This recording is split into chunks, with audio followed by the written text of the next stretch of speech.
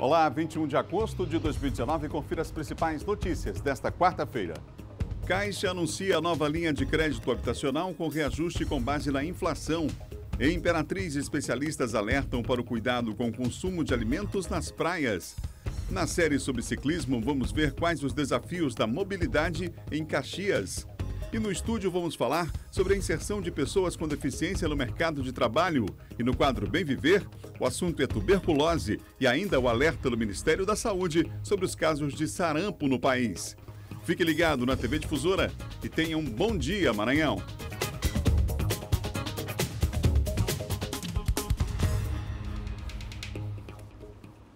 Esse é o desejo de toda a equipe aqui do Bom Dia, que você tenha uma excelente quarta-feira. Estamos começando aqui o seu encontro de todas as manhãs com as principais notícias do dia. Um abraço aos amigos que nos acompanham aí em Coroatá, em Santa Inês, em Açailândia. Você que está acompanhando a programação da TV Difusora, aí na região dos Cocais. Um abraço, você que nos acompanha também na Baixada Maranhense, os amigos em Santa Helena, em Pinheiro, acompanhando também a nossa programação.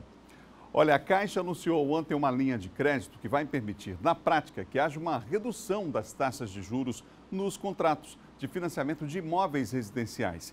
Quem nos dá essa notícia, confirma para nós, é a Anice Ribeiro. Olá, Anice, bom dia. Já tem uma data prevista para o início aí dessa nova linha de crédito? Oi, Adalberto, muito bom dia para você, bom dia para quem está em casa acompanhando a gente. Então, já começa a valer a partir da próxima segunda-feira. Essa contratação ela foi regulamentada pelo Conselho Monetário Nacional e prevê que agora esse financiamento habitacional, né, ele seja corrigido pela inflação oficial. A notícia boa é que essa inflação oficial ela é de 3,71% e mais uma taxa de 4,95%. No final das contas, isso pode significar que o valor da prestação do imóvel ele pode reduzir em até metade do preço. Atualmente, a maior parte da população ela opta por dois tipos de financiamento, né? Que é aquele decrescente que a pessoa começa pagando uma parcela mais alta e esse valor da parcela vai diminuindo, e também as parcelas fixas, né? Um detalhe importante que deve ser levado em consideração em relação ao contrato de financiamento atual, nessas condições, é que esse financiamento ele pode ser feito no prazo máximo de 360 meses e a cota de financiamento, o limite de financiamento é de 80%. Isso vai possibilitar que as pessoas comprem, né, tenham mais acesso à casa própria, mas também vai gerar economia, vai gerar emprego, e isso é importante para a gente na situação atual do país. Adalberto? Obrigado, Nisso, pela informação. Portanto, aí uma medida tomada pelo governo federal que acaba de ser anunciada, claro que tem um impacto direto na economia. A expectativa da Caixa é essa. Na segunda-feira, na semana que vem, a gente vai falar mais sobre esse assunto, saber quais são de fato as vantagens desse contrato, se as pessoas que adquirirem novos imóveis, como é que elas devem fazer, que cálculos precisam fazer para ser de fato beneficiadas por essa medida. A expectativa é realmente o reaquecimento da economia a partir de uma medida como essa que foi anunciada no dia de ontem. Na região tocantina, quem ainda aproveita as praias dos rios nessa época do ano, tem que ficar atento, hein? É que a grande oferta de alimentos, há de fato muitos alimentos, tá? Há uma grande oferta de alimentos, mas alguns podem prejudicar a saúde. Confira na reportagem da Jaqueline Teixeira. Sol, praia, descanso, hora de relaxar e para muitos de abusar na comilança. A barraca do Seu Luiz é uma das primeiras na Praia do Cacau. Aqui o esquema é de linha de produção. Graças a Deus aqui a gente faz tudo para não ter problema nenhum com o próprio cliente da gente, né? Peixe frito, amendoim, camarão, ovinho de codorna, algodão doce, tudo muito fácil, sempre à mão do cliente. Os alimentos rodam a praia toda e aí não dá para sair consumindo tudo sem alguma precaução. Como que esse peixe está frito, esse óleo, quantas vezes ele foi reutilizado? A questão é mais essa, a questão mesmo de fritar o peixe, né? E por ele, se ele está muito gorduroso, então tudo isso a gente tem que tomar cuidado, porque é muito quente e de repente uma coisa muito gordurosa vai te dar algum problema, vai te desgastar. Isso tanto para crianças como para adolescentes, não importa a faixa etária. muitas famílias fizeram a marmita e levaram seus alimentos. Nessa mesa, a laranja foi a fruta da vez. Já na mesa do Walter, o lanche ficou por conta da melancia. As frutas, por sinal, são ótimas opções de lanches. Mesmo assim, há necessidade de atenção quanto ao armazenamento delas. Trouxemos as nossas verdura, trouxemos bolo, fruta, e aí pedimos um peixe também, né? Que todo mundo prefere um peixe, e nós estamos aqui divertindo, graças a Deus. E fique atento, todo esse solzão facilita a proliferação de bactérias nos alimentos.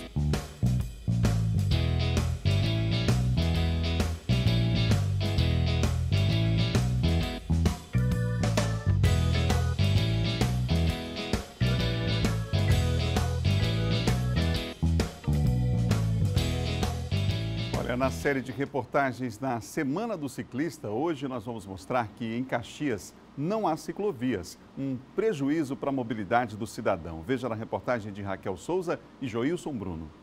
Apesar do crescente aumento da frota de veículos automotores, para muita gente, a bicicleta ainda é o principal meio de transporte e até instrumento de trabalho. Para outros, seu uso vai mais além, indispensável para a prática de esporte. Sair do sedentarismo, onde a grande maioria praticamente não participava de nenhum tipo de exercício físico, é muito bom. Nós participamos de pedais noturnos aqui dentro da zona urbana, participamos de trilhas aos sábados à tarde, domingo pela manhã, entramos pela zona rural. O contato com a natureza também se constitui um benefício para quem pedala. Trilhas maravilhosas, onde você pode ver o nascer do sol, você pode ver o pôr do sol, você passa por riacho, você pula cerca, boi corre atrás de ti, tu cai na areia, tu cai na lama. Seja como veículo de transporte ou para a prática esportiva, trafegar de bicicleta com segurança em Caxias nem sempre é possível. É preciso enfrentar alguns desafios. Porque não tem as vias para o ciclista, né? Não tem as faixas para o ciclista, então realmente é difícil. E quanto mais tempo passa, os anos se passa, o trânsito aumenta mais difícil vai ficar para o ciclista andar. O ideal é que a bicicleta tenha seu espaço reservado, separado do resto do trânsito, especialmente em vias com limite de velocidade mais alto, com maiores riscos ao ciclista. Mas, segundo nota, a Prefeitura Municipal de Caxias, por meio da Secretaria Adjunta de Transportes, informa que há projeto para implantação das ciclovias na cidade, de forma a contemplar as principais vias urbanas. E mesmo com a falta delas, as ciclovias, uma lição deve ser feita por todos: respeitar o espaço do outro no trânsito.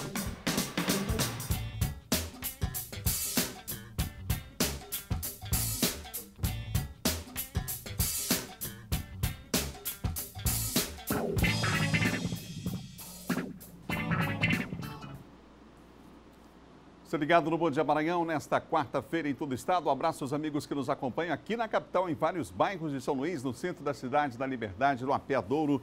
Os amigos aí no Ipaz, no Bequimão, no Vinhais, acompanhando a nossa programação. Já já, imagens em tempo real das principais vias da cidade, para você que vai pegar o trânsito agora. Já já vamos mostrar para você na central de monitoramento da Prefeitura da capital essas imagens de vários pontos da cidade. Olha, atividades como o registro de candidaturas e até a prestação de contas de candidatos deve ganhar mais agilidade no Maranhão. É que a Justiça Eleitoral tem dado passos importantes para concluir até o fim deste ano a implantação do processo judicial eletrônico. A Resolução 9.745, que estabelece o cronograma de implantação do processo judicial eletrônico nas zonas eleitorais do Estado, foi aprovada por unanimidade pelos membros do Tribunal Regional Eleitoral do Maranhão.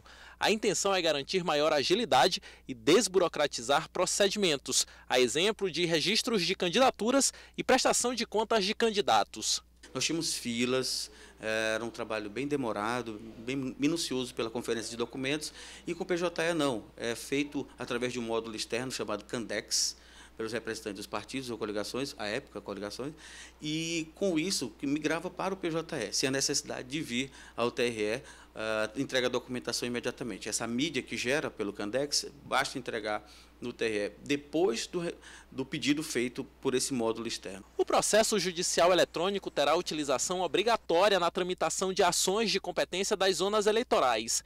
Entre outros benefícios, o PJE favorece ainda para a sustentabilidade, pois substitui o papel dos processos por meio totalmente eletrônico. De acordo com o Tribunal Regional Eleitoral do Maranhão, a implantação do processo judicial eletrônico compreenderá 5 etapas. A previsão é que a última delas seja concluída ainda em 2019. A partir de hoje, dia 20 de agosto, segundo o cronograma elaborado pelo TSE, a capital, as 6 zonas da capital estão com o PJE implantado. Até dezembro do ano de 2019, todas as zonas eleitorais do Maranhão, as 105 zonas, terão o sistema PJE implantado. Confira agora o nosso giro de notícias. A Agência Nacional de Energia Elétrica aprovou a aplicação de reduções nas tarifas de 4 concessionárias que atuam em 5 estados: Santa Catarina, Maranhão, Paraíba, São Paulo e Mato Grosso do Sul. No Maranhão, a redução média foi de 3,82% para 2,5 milhões de unidades consumidoras de 217 municípios. A alteração na tarifa começa a valer dia 28 de agosto. Para os consumidores residenciais, a redução será de 4,16%. Na tarde de ontem, em uma avenida no bairro da Forquilha, um veículo foi totalmente consumido pelas chamas. 2 pessoas se encontravam no interior do veículo e conseguiram escapar sem lesões. Equipes do Corpo de Bombeiros foram acionadas para o local para conter as chamas. O trânsito no local ficou lento, já que o veículo ocupava parte da via sentido Forquilha-Anil. Ainda não se sabe as causas do incêndio. Uma ação civil pública da Defensoria Pública do Estado do Maranhão resultou em um acordo que garantiu mais 2 novos carrinhos elétricos adaptados para a locomoção de pessoas com deficiência no Centro Histórico de São Luís. Os carrinhos são semelhantes aos que foram entregues em abril deste ano. Assim como os carrinhos que já se encontram em operação, os novos carrinhos deverão facilitar o deslocamento de idosos e demais populações com mobilidade reduzida, além das pessoas com deficiência, em outros pontos da capital maranhense. No próximo bloco, no quadro Bem Viver, nós vamos falar sobre uma doença infecto-contagiosa que ainda mata muito no Brasil, a tuberculose. Vamos falar sobre um alerta do Ministério da Saúde também em relação ao sarampo.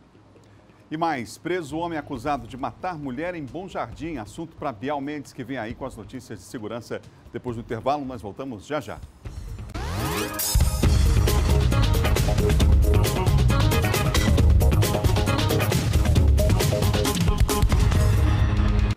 De volta o Bom Dia Maranhão ao vivo para todo o estado aqui pela TV Difusora. Hoje é quarta-feira, é dia do nosso quadro de saúde.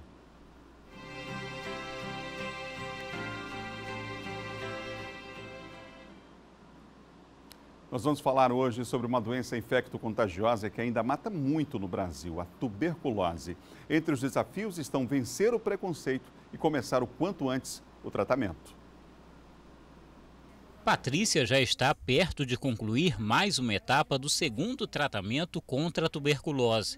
Descobriu a doença pela primeira vez em 2016. Seguiu todas as recomendações, mas a doença reapareceu com uma bactéria multiresistente. Foi muito impactante, né? Porque eu tinha passado por tudo que passei, o tratamento é rigoroso, né? Mas seguido à risca, né? Tem todo um retorno, né? Por isso eu estou aqui hoje. Mas foi muito dolorido, foi muito triste ver que, né, que tudo que eu passei foi, para mim, foi em vão, né? Mas tudo tem um fim. Como se não bastasse, teve que enfrentar o preconceito. Chegou a pesar somente 49 quilos, mas conseguiu superar. A tuberculose, uma das características principais dela é a tosse, e eu não tive essa tosse. Então eu só emagreci. Eu contei com a ajuda da minha família, né? Amigos foram poucos, né, que ficaram. Mas assim, nada que não dê pra gente superar, porque eu tive que tomar por decisão de me amar primeiro. O caso de Patrícia é apenas um dos que são registrados todos os anos no Maranhão. Em todo o ano passado, foram 2.759 novas ocorrências de tuberculose no estado, de acordo com o Sistema de Notificação de Agravos. Ainda de acordo com o SINAM, os municípios com maior número de ocorrências em 2018 foram São Luís, com 1.296, Imperatriz, com 84, Caxias, com 75 casos, Santa Inês, com 70 e Timon, com 69. Isso, esses municípios, por ter uma população maior, um acesso de diagnóstico, uma oferta, na verdade, aos serviços maiores, acabam tendo um diagnóstico maior de casos. Então, são municípios que também têm uma população vulnerável maior, que são as pessoas privadas de liberdade, ou indígena, ou pessoas em situação de rua, e isso acaba impactando diretamente no número de casos desses municípios. A tuberculose é uma doença infecciosa e transmissível, causada por uma bactéria. Se não tratada corretamente, pode levar à morte. Os principais sintomas são tosse por mais de 3 semanas, febre no período da tarde, suor à noite e perda de peso. A doença tem cura e deixa de ser transmissível com o início do tratamento. Mas para isso é preciso seguir todas as etapas até o fim e sem interrupções. Especialistas alertam ainda que quanto antes começar o tratamento, melhor. O tratamento da tuberculose dura 6 meses, é ofertado gratuitamente pelo SUS, né? Então hoje toda a rede de unidades básicas tem o medicamento disponível, assim como os exames também, que é a baciloscopia de escarro, cultura, teste rápido molecular. Então, todo o tratamento, todo o diagnóstico e tratamento da tuberculose é gratuito. Nós vamos continuar falando sobre a tuberculose. Eu recebo aqui no estúdio o pneumologista, Dr. João Batista Sá Filho. Dr. João, bom dia. Bom dia. Bom, é difícil imaginar assim como que o Brasil ainda convive com uma doença como a tuberculose, né? E como que o número de casos, a gente tem aqui, por exemplo, o número de casos no próprio estado do Maranhão, cerca de 3 mil por ano, uma doença que poderia, quer dizer, com os cuidados devidos, evitar a morte. Ainda temos um número altíssimo de pessoas que morrem por conta da tuberculose. Bem, isso é bem verdade que você está colocando, né? É lamentável a gente ter uma doença que é potencialmente curável. É uma doença que a gente já sabe dar o diagnóstico há pelo menos mais de meio século, que tem um tratamento disponível gratuito e ainda assim você vê no Brasil cerca de quase 5 mil pessoas sendo vitimadas por ano, né? Mas o cenário já foi muito mais assustador do que está se vendo hoje. Nos últimos 10 anos, a taxa de mortalidade pela tuberculose chegou a diminuir em torno de 20%, né? E é totalmente diferente do que aconteceu na década de 90. Então, progressivamente, a gente está percebendo melhora desses indicadores, porém ainda não está dentro daquilo que a OMS, que é a Organização Mundial de Saúde, ela preconiza para o tratamento da tuberculose. Quanto mais cedo for possível identificar a tuberculose, melhor, maiores chances tem o paciente, não é, doutor?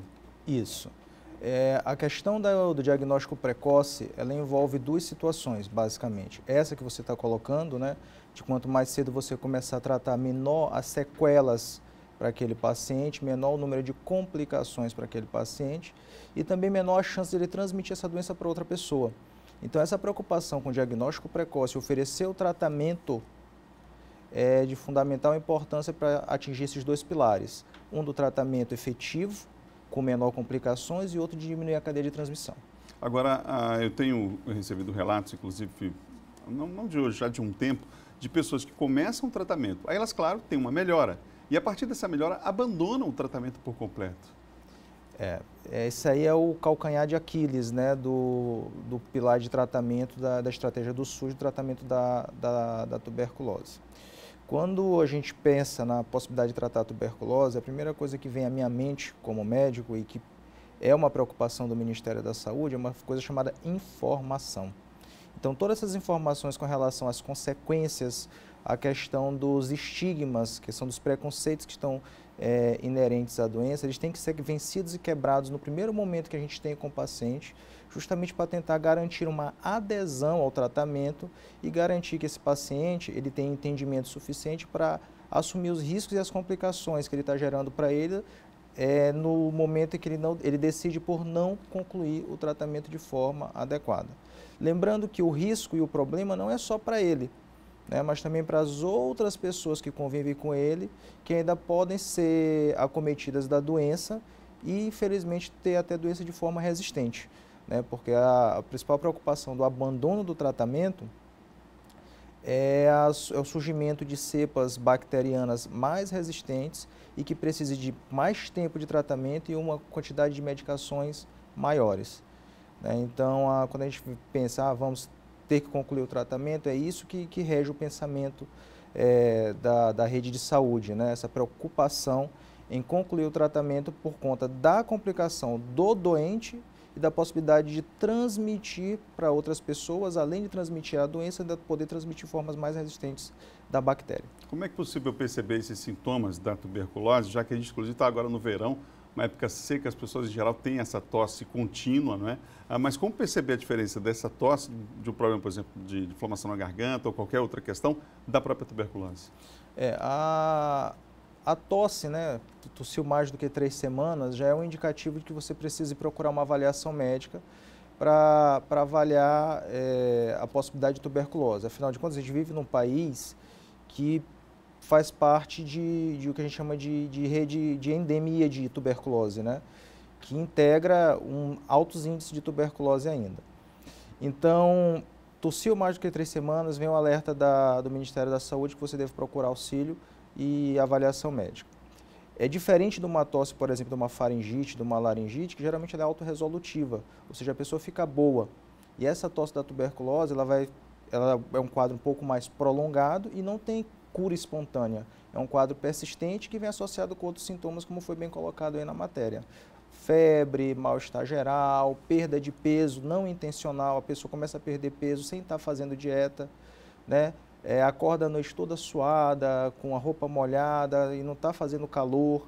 Então, é dessa maneira que a gente começa a diferenciar a possibilidade desse sintoma respiratório estar relacionado à tuberculose ou estar relacionado a alguma outra entidade respiratória. É possível, nesse período do tratamento, a pessoa ter uma vida normal? Sim, sim. Só tem algumas restrições, né? A primeira é que a pessoa que é considerada bacilífera, ou seja, aquela que é capaz de transmitir a doença, ela tem que evitar ambientes com aglomeração de pessoas por conta do risco de transmissão, preferencialmente nas primeiras 2 a 3 semanas do tratamento, que é o tempo que o tratamento já se torna efetivo para minimizar a chance dessa transmissão dessa doença. E também tem a própria questão da tolerabilidade ao uso das medicações, que é um processo de adaptação. Afinal de contas, a gente já está usando 4 grupos de antibióticos naquele momento inicial do tratamento, e é um tratamento prolongado. Então, ela tem aquela própria questão da adaptação do paciente aos efeitos adversos da medicação no momento inicial do tratamento. Quero agradecer aqui no estúdio a presença do médico pneumologista, Dr. João Batista Sá Filho. Obrigado pela entrevista aqui e as informações. Eu que agradeço.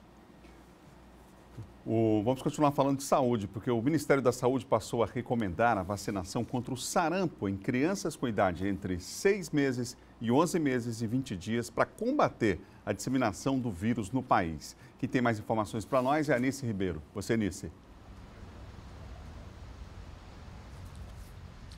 Oi, Adalberto, para essa faixa etária que você acabou de falar, está sendo recomendada pelo Ministério da Saúde uma dose complementar, que é uma dose chamada dose 0. Mas outro grupo também preocupa o Ministério da Saúde, que é o de jovens e adultos. Portanto, pessoas entre 20 e 29 anos devem procurar manter as suas carteiras de vacinação atualizadas para evitar possível contágio, né? Já que a doença ela é contagiosa e é transmitida através da respiração. De maio até agosto, pelo menos 1.600 casos já foram registrados em todo o Brasil.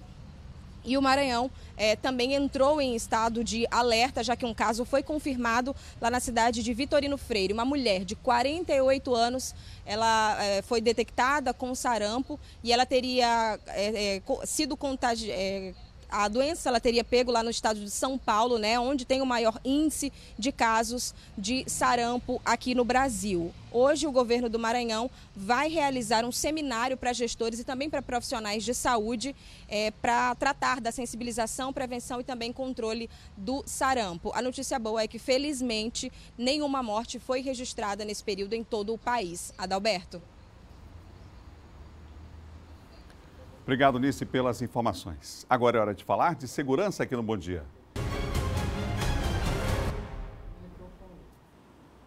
Comigo, Bial Mendes, nessa manhã. Bial, bom dia para você. Bom dia, Adalberto. Bial, vamos começar falando sobre esse caso que chamou a atenção lá em Bom Jardim.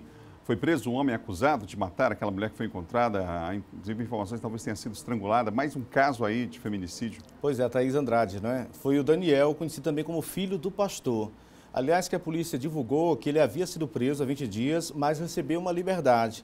Saiu para as ruas, teria escalado a janela do quarto onde a jovem estava, ele já aparece aqui nas imagens, e teria matado a jovem. A polícia tenta investigar agora por que ele tirou a vida dessa garota lá na cidade de Bom Jardim. A priori ele disse que não teria cometido o crime, mas depois das investigações acabou assumindo e confessando que foi ele que teria pulado lá, portanto, escalado a janela do quarto da jovem lá na cidade de Bom Jardim. Nós chegamos a 32 casos de feminicídio esse ano. A expectativa, infelizmente, é de que o ano feche com um número maior do que o ano passado.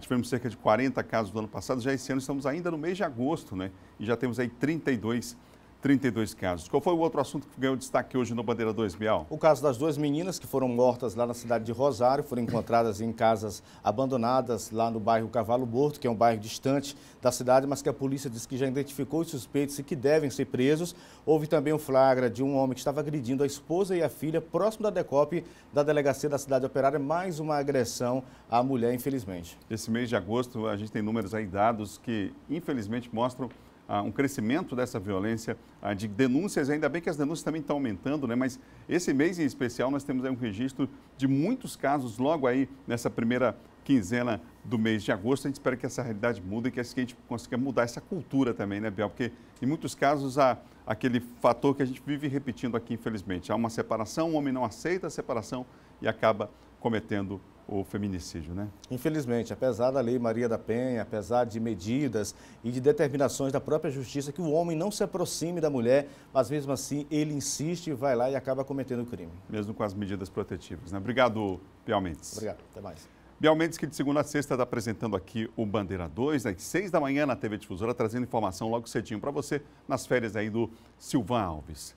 Vamos conferir agora como é que fica o tempo hoje, gente, aqui na capital e também no interior do estado. A gente começa por São Luís. Hoje a previsão para cá é sol com algumas nuvens, mas não há previsão de chuva. A mínima 23, a máxima 34 graus. Agora mudando, vamos para a região sul do estado, lá em Balsas, sol com algumas nuvens, não chove, a mínima por lá 21 e a máxima 36 graus.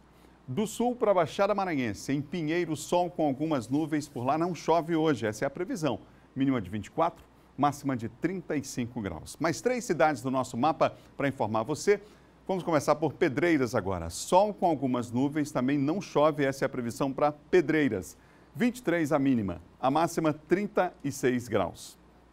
Grajaú, com sol com algumas nuvens, não chove, mínima de 23 e máxima de 37 graus. Agora a Açailândia, sol com algumas nuvens, também não chove.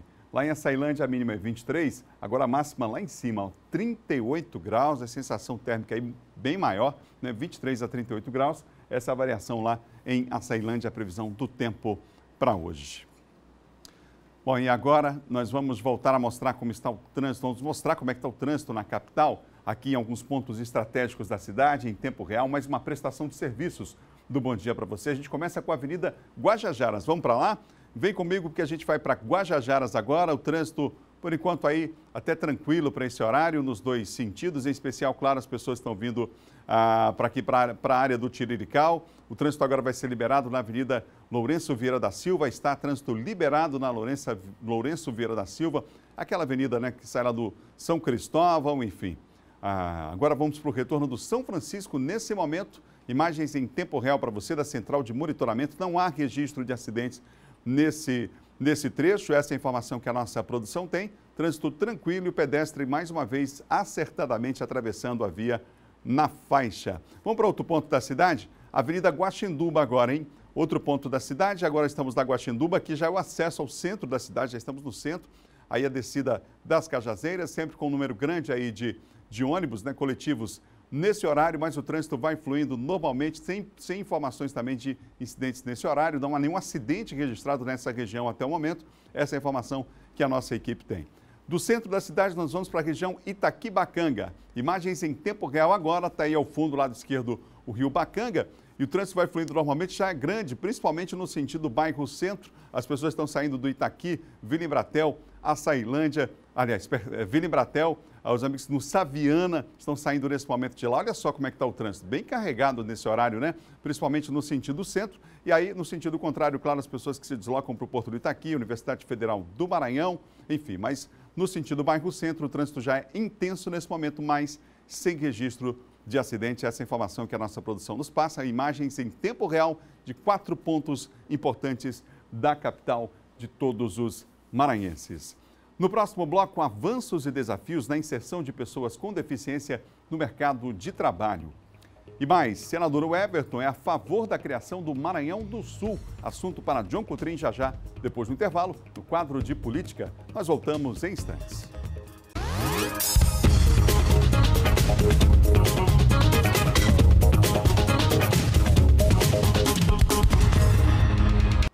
Estamos de volta com o Bom Dia Maranhão ao vivo para todo o estado, aqui pela TV Difusora. E agora nós vamos falar mais sobre os desafios da inclusão no mercado de trabalho. Em Imperatriz até existe uma lei municipal que trata da ampliação, inclusive, das vagas. Mas na prática ainda são grandes os obstáculos que precisam ser superados pelas pessoas com deficiência. Quem tem informação de Imperatriz é a Isabel Gomes. Bom dia, Isabel. Bom dia para você, bom dia também aos telespectadores que estão nos acompanhando em todo o estado. A legislação ela é antiga, do mês de julho do ano de 1991, e é clara quanto à reserva de vagas para as pessoas com deficiência no mercado de trabalho. E funciona da seguinte forma: nas empresas que têm até 200 funcionários, a reserva de vagas deve ser de pelo menos 2% para as pessoas com deficiência. Já nas empresas que têm mais de 1.000 funcionários, a reserva deve ser de pelo menos 5% para as pessoas com deficiência. E ainda assim, mesmo estando prevista em lei, as pessoas com deficiência têm dificuldades de se encaixar no mercado de trabalho por conta da aceitação. E pensando nisso, aqui em Imperatriz, foi regulamentada uma lei aprovada na Câmara para a reserva de 10% das vagas para as pessoas com deficiência. E isso nos concursos públicos realizados pelo município. O texto estava sendo discutido desde o primeiro semestre deste ano. Foi levado ao prefeito municipal, mas foi vetado. Voltou aqui para a Câmara e o veto foi derrubado pelos vereadores. E então a lei foi promulgada. Isabel Gomes, de Imperatriz, para o Bom Dia Maranhão. Obrigado, Isabel, pelas informações. Aqui no estúdio eu recebo um especialista em igualdade no mercado de trabalho, o auditor fiscal Fernando Sampaio, que é coordenador do Programa de Fiscalização e de Inclusão de Pessoas com Deficiência e Reabilitação em Pernambuco e que está em São Luís para ministrar uma oficina sobre o tema. Doutor Fernando, bom dia, prazer tê-lo aqui. Bom dia Maranhão. Bom, são vários os desafios, a gente falou ainda há pouco, do ponto de vista da legislação, o Brasil tem avançado, mas se eu tivesse que apontar hoje um ponto principal de dificuldade desse acesso, que é inclusive um direito das pessoas com deficiência. Eu diria que o ponto principal, número 1, número 2, número 3, é a barreira atitudinal, né, por parte dos representantes das empresas, né, no sentido de contratar, de se capacitar para lidar com a questão da diversidade das pessoas, né. Então, o que vemos mais é uma barreira de atitude dos gestores das empresas. Essa dificuldade que existe precisa ser vencida, né? Essa barreira. A gente viu ainda há pouco lá em Imperatriz a situação do próprio município, né? Os vereadores já ampliando o número de vagas em relação a essa questão. Mas como vencer esse aspecto? Um dos argumentos utilizados, inclusive, pelo setor produtivo, muitas vezes, é que a pessoa com deficiência não tem a qualificação devida para ingressar no mercado de trabalho. Com relação à questão da qualificação, você pode até dizer que muitas pessoas não tiveram pessoas com deficiência não tiveram as mesmas oportunidades. Mas o efeito da exclusão não pode ser fundamento para não proporcionar a inclusão. E no Ministério do Trabalho, a fiscalização ela está aberta à questão da aprendizagem profissional. Quando a empresa se propõe a cumprir a cota, considerando que necessita da qualificação dos trabalhadores com deficiência e se utiliza do meio da aprendizagem profissional, a exigência da cota, desde que ela firme um termo de compromisso, é suspensa. Então, ela faz o programa baseado na capacitação por meio de aprendizagem e suspende-se a exigência enquanto ela não terminar de cumprir a cota. Então, ela pode se utilizar da aprendizagem profissional por meio do Senai, Senac e as entidades qualificadoras, as outras entidades. Um outro problema está relacionado exatamente à oficina que o senhor veio ministrar aqui de forma gratuita, que é em relação ao laudo. Muitas pessoas não estão conseguindo aproveitar essas vagas disponíveis por conta desse laudo. Eu queria que você explicasse melhor como que funciona esse processo. Existe uma dificuldade de acesso imensa, eu acho que é generalizada no Brasil, em relação aos laudos. Principalmente por meio do sistema público, quem não tem acesso ao sistema privado. E aí é importante saber que a deficiência ela não é mais um conceito médico. A deficiência não é doença. O conceito doença, o conceito do CID, da classificação da CID, já foi afastada. Então, não só os médicos, como os fisioterapeutas, fonoaudiólogos, terapeutas ocupacionais e psicólogos, nas suas respectivas especialidades, eles podem emitir esse laudo. E nós viemos para cá, para São Luís, justamente para ministrar uma oficina para os profissionais de saúde, dessas 5 categorias, sobre o que é deficiência, para eles saberem, para aí terem o conhecimento para caracterizar a deficiência. Esse projeto foi iniciado no Brasil, em Pernambuco. Nós já capacitamos mais de 1000 profissionais de saúde desde o ano passado. E o resultado tem sido muito bom, porque diminui a dificuldade de acesso ao laudo, que é documento essencial para você entrar na empresa como as cotas. Você tem que ter o laudo caracterizador de deficiência. Esse treinamento é uma estratégia do Ministério, né? O senhor falou que começou em Pernambuco, mas já... Começou no Brasil e em Pernambuco. Sim, e como é que está a situação hoje nacional? Nós já estamos com Maranhão, Bahia. Os estados estão se preparando para esse tipo de capacitação, né? E realmente está sendo muito proveitoso. Lá em Pernambuco também fizemos o dia de elaboração do laudo. A superintendência fechou um dia e nós atendemos 1000 pessoas e emitimos 700 laudos caracterizadores num dia só. Qual é o impacto da inserção dessas pessoas no mercado de trabalho? O impacto, eu não digo que seja só para elas é abissal, é muito grande, né? Porque você não tem acesso e o trabalho faz parte da vida, o trabalho é elemento fundamental da vida. Então essas pessoas se transformam em termos de vida. E para a empresa também, porque quando uma empresa que é reconhecida como uma empresa que lida com a diversidade, que não tem discriminação, esse olhar é visto pela sociedade. Então é positivo. Principalmente hoje, num cenário em que o consumidor está cada vez mais exigente e que a empresa transmite a todo instante valores, né? O que ela acredita, quais são as suas ideias, os seus valores. Exatamente. Incluir, a gente diz que é muito bom para a empresa. Não só a inclusão das pessoas com deficiência, mas também com relação à questão da discriminação racial, da discriminação de gênero, da discriminação por orientação sexual. Então, todas essas questões, elas são fundamentais para uma empresa moderna, contemporânea, né? Ela tem que lidar com isso e isso é muito positivo para ela. A questão, às vezes, que o empresariado coloca dos limites das pessoas com deficiência, né? A gente sabe que há um universo aí enorme em relação a essas pessoas e que as atividades podem muito bem ser apropriadas, né, àquela deficiência ou ao potencial que aquele profissional tem naquela área, a atividade que ele pode desenvolver. Então é preciso também ter essa sensibilidade, essa percepção, né? Exatamente, é porque existe uma ideia sempre da deficiência, sempre com relação àqueles tipos mais graves, mas o espectro da deficiência é muito grande. Eu, por exemplo, eu sou uma pessoa com deficiência múltipla. E eu trabalho normalmente, não tem nenhum problema. O que se tem é que para algumas pessoas você tem que adaptar as atividades, né? Mas para boa parte das pessoas com deficiência você não tem que fazer nenhum tipo de adaptação. Então é o juízo da adaptação da deficiência com o tipo de trabalho que ela faz. Às vezes você tem que retirar algumas atribuições daquele cargo, porque ela é incompatível com a deficiência dela. Mas ela consegue trabalhar perfeitamente. Já vi depoimentos também na direção de que a empresa, o ganho que a empresa tem, os colaboradores têm ao lidar com as pessoas com deficiência, quer dizer, a cultura organizacional, o ambiente organizacional muda a partir também dessa seguramente muda, seguramente muda. Você tem... primeiro, as pessoas com deficiência ela têm uma característica dita por muitas empresas que fazem um programa de inclusão bom. Elas têm como se fosse uma lealdade maior. Como ela é bem incluída, ela falta menos, ela tem uma dedicação à empresa maior. E os outros funcionários, quando percebem aquele tipo de inclusão, eles têm mais orgulho da empresa que eles fazem parte. Muito obrigado, doutor Fernando. Hoje a oficina acontece, é gratuita lá na FIEMA, a partir de que horário? A partir das 18 horas, né, na Avenida Jerônimo de Albuquerque. Isso, na sede da Federação das Indústrias do Estado do Maranhão. Conversei aqui com o auditor fiscal do trabalho, Fernando Sampaio. Obrigado pela entrevista. Obrigado. E nós vamos continuar falando de inclusão aqui no Bom Dia. Em Caxias, vereadores querem fortalecer a política de atendimento a pessoas com deficiência. Darlan Almeida e Jerônimo Ferreira anunciaram requerimento conjunto para criar uma frente parlamentar de apoio às pessoas com deficiência, visando garantir a elas acessibilidade em espaços públicos e privados em todo o município. A frente parlamentar também vai atuar em questões relacionadas a políticas de assistência social, entre outros assuntos. Vai funcionar como apoio às entidades que prestam esse serviço, vai funcionar na questão de apoiar o município na cobrança da acessibilidade às pessoas com deficiência, não só nos prédios públicos, mas nos prédios privados. A acessibilidade do nosso país, especial na cidade, é muito caótica.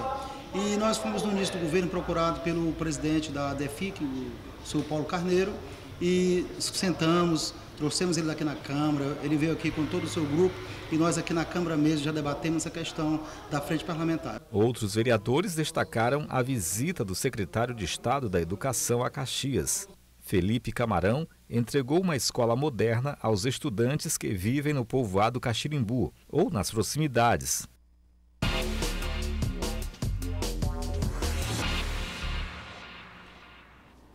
Aqui no estúdio comigo, o John Coutrinho, nosso comentarista de política. John, bom dia. Bom dia, Adalberto. Bom dia a todos.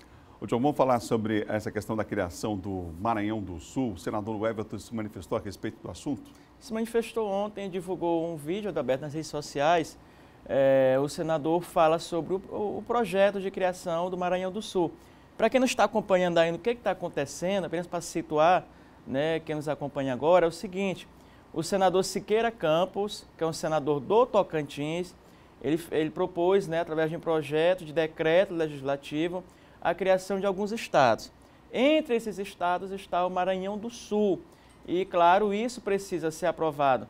Está ali na Comissão de Constituição e Justiça do Senado, precisa ser aprovado no Senado, para que depois o TRE, né, faça um plebiscito aí, consultando a população maranhense se é favorável ou não.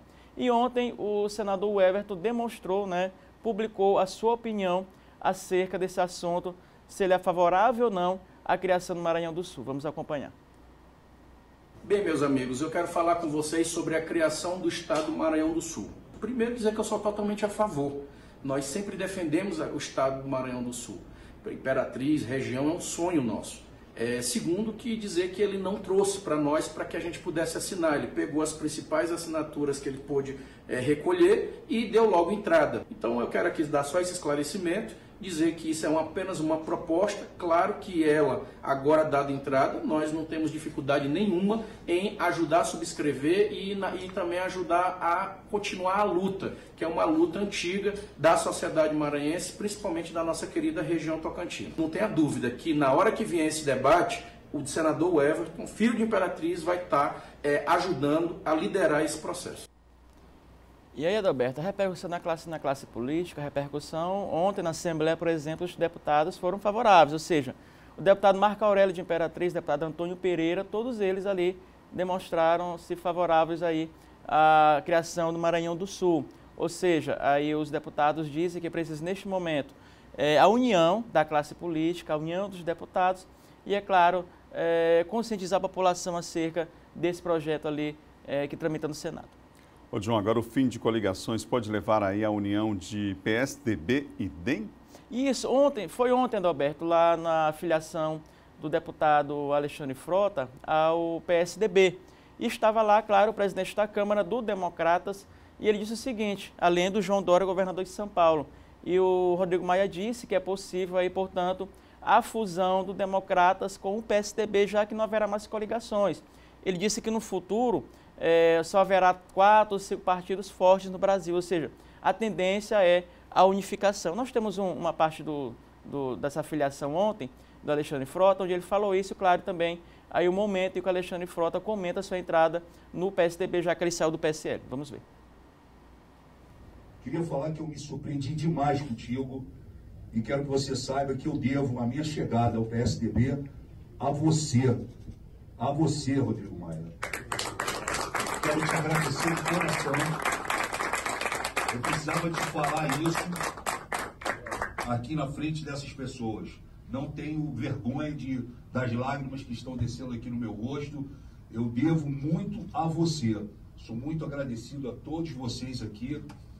Mas, meu irmão, muito obrigado, de verdade. E aí uma cena pitoresca, né? O Rodrigo Maia chorando junto com o ex-ator Alexandre Frota, foi muito engraçado. Bizarro, Alberto. Obrigado, John. Um ótimo dia para você. Até amanhã. Os cartórios extrajudiciais de registro civil do Maranhão reduziram o tempo médio de envio das informações de óbito, por exemplo, ao INSS. A redução visa combater as fraudes no recebimento de benefícios previdenciários. A mudança veio após determinação da Corregedoria Geral da Justiça. Para cartórios de municípios que não têm provedor de conexão à internet, o prazo é de 5 dias úteis. Além disso, o titular do cartório de registro civil de pessoas naturais deve comunicar ao INSS até o 5º dia útil do mês seguinte, quando não houver registro de nenhum nascimento, natimorto, casamento ou óbito. Com isso, a gente espera impedir a ocorrência de fraudes em relação ao recebimento de benefícios previdenciários e também, como vantagem, agilizar o recebimento de benefícios como licenças maternidades. Com a redução do prazo, o Maranhão passa a ocupar a 10ª posição no ranking dos estados com otimização no serviço. A medida é uma estratégia para diminuir o número de fraudes. De acordo com o INSS, por causa do atraso no envio de comunicações como de divórcio, natimortos e óbitos, o Instituto perde mais de R$1 bilhão ao ano em benefícios pagos indevidamente. O óbito acontecia e as pessoas que tinham acesso ao cartão e à senha conseguiam receber o benefício que era depositado, né, mesmo depois do óbito. Então, assim, com isso, o INSS deixa de fazer esse depósito em menos tempo. E, com isso, as pessoas que se beneficiavam com esse saque indevido não poderão mais fazer, não terão mais acesso a esse dinheiro. Nós vamos voltar a mostrar como é que está o trânsito agora aqui na capital. A gente começa com a Avenida Jerônimo de Albuquerque. Vem comigo, vamos lá, vou mostrar para você. Olha só, trânsito bastante carregado nesse momento da Jerônimo de Albuquerque. Lá em cima o pessoal atravessando na faixa, por isso que o trânsito está parado. Mas principalmente você vê aqui, ó, à direita, volume intenso do trânsito aqui, das pessoas que estão se deslocando para o Angelim, para o bairro da Coab também, na direita, nessa avenida que é uma das principais da nossa cidade, a Avenida Jerônimo de Albuquerque. Vamos para outro ponto? Vamos para a Avenida Beira Mar, agora o cruzamento com a Rua do Egito. Olha aí, o trânsito foi liberado, mas é grande o número de veículos nesse instante, na ponte do São Francisco, nesse instante o número de veículos você vê principalmente no sentido São Francisco Centro, não é? 2 pistas liberadas, mesmo assim é intenso o tráfego nesse local. Vamos para outro ponto agora, o terceiro ponto para mostrar é a Avenida Carlos Cunha, no bairro do Jaracati. Não há registro também de acidente na ponte do São Francisco, na ponte José Sarney. Aí o bairro é Jaracati, a avenida é a Avenida Carlos Cunha, também sem registro de acidente nesse momento. O trânsito vai fluindo normalmente nesse ponto da cidade. Agora vamos para Magalhães de Almeida, no centro da cidade, próximo ao Mercado Central. É o 4º ponto, na verdade, o 8º que a gente mostra hoje aqui no Bom Dia, com imagens em tempo real para você. Aí próximo ao Mercado Central, tranquilo por enquanto, o movimento no centro da capital de todos os maranhenses. O sol já está brilhando em São Luís nessa manhã de quarta-feira. A Secretaria Municipal de Trânsito e Transportes está apreendendo ônibus do transporte público aqui na capital por apresentarem vários problemas. A insatisfação é constante. É que demora demais. Alguns ônibus até que estão melhorando, tem outros que ainda estão precisando ainda ser recuperados. Todas essas reclamações viraram motivo para a apreensão dos ônibus em São Luís. Na última operação realizada no bairro da Cidade Olímpica, pelo menos 10 de uma única vez foram apreendidos.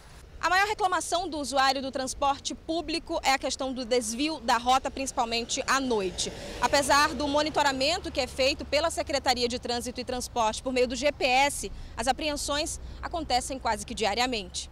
O monitoramento é feito aqui neste Centro de Controle de Operações. A rota estipulada fica disponível para os operadores e, em caso de desvios, este símbolo aparece na tela.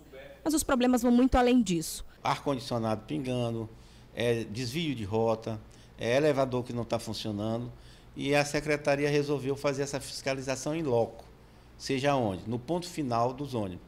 E devido a isso, nós estamos constatando muitas irregularidades. E dentro dessas irregularidades, nós estamos recolhendo o veículo para a Secretaria Municipal de Transporte, e muitos também estamos lacrando e mandando diretamente para as garagens, para poder fazer o reparo de imediato. A maior parte das fiscalizações se concentra nos pontos finais. Para retirar os ônibus, a empresa precisa pagar o recolhimento, estadia no pátio da SMTT e mais uma multa. No primeiro momento, nós vamos retirando de um a um, até chegar ao ponto que a gente também não pode deixar a população sem um transporte coletivo. Mas exigimos da empresa que ele coloque, através da frota reserva dele, a substituição até os ônibus retornarem. Foi aberta na capital a exposição que abre a nova etapa da ocupação trapiche. Nela, um artista plástico paulista que reside em São Luís há 2 anos faz um recorte autobiográfico, mas que dialoga com temas contemporâneos. Veja na reportagem de Hugo Viegas. São mais de 100 obras e um número incontável de objetos. Todo o material resultado de vários anos de coleção, que começou ainda na adolescência, do artista plástico Felipe Espíndola. As obras remetem a várias fases da vida, de momentos mais obscuros a outros mais alegres. Material dividido em 3 etapas, uma paulista, outra carioca e a última maranhense. Essa exposição, o Inventário do Caos, é uma proposta de retrospectiva. Pela primeira vez eu resolvi reunir obras desde o meu começo na colagem, em 1994, e as 3 fases que eu já passei, a minha fase paulista, a minha fase carioca e agora a minha fase maranhense, a mais recente, tem apenas 2 anos, mas que já dá bons resultados. Tudo pode virar um novo elemento, de brinquedos a chaveiros, até recortes de anúncios antigos recolhidos pelas ruas. Questões indígenas, LGBT e de gênero também estão presentes nos trabalhos. Obras montadas como se fossem um quebra-cabeça, algumas completas há anos, outras ainda em formação. Um verdadeiro inventário do caos. Eu tinha dó de ter tanta coleção e essas coleções não eram tão vistas nem visitadas, então eu achei uma forma interessante também de colocá-las de uma maneira viva, sendo parte do meu trabalho, abastecido pelas minhas coleções ou de outras pessoas também que resolvem dispensar materiais, mas têm um certo apego, não querem exatamente jogar no lixo. É uma ideia também que traz, o pano de fundo é a reciclagem, o reuso, o reaproveitamento de materiais, mas materiais que têm uma carga emocional, uma memória ativa ainda, que não querem ser passados simplesmente para frente.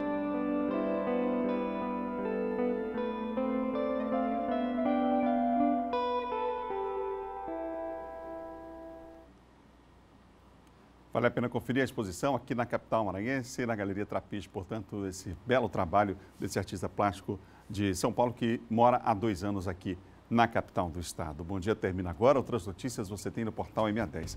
Amanhã no programa a gente vai falar um pouco mais sobre a chamada, considerada mini-reforma trabalhista aí, né? A mudança através de uma medida provisória significativa no mercado de trabalho, afeta inclusive alguns pontos relacionados à CLT, e trata, por exemplo, do funcionamento do comércio nos finais de semana, em especial no domingo. A gente vai falar sobre o assunto amanhã no Bom Dia. Fique ligado com a gente, tá bom? Ótimo dia para você que nos acompanha em todo o estado. Amanhã a gente se reencontra às 7 da manhã. Bom dia para você, até amanhã.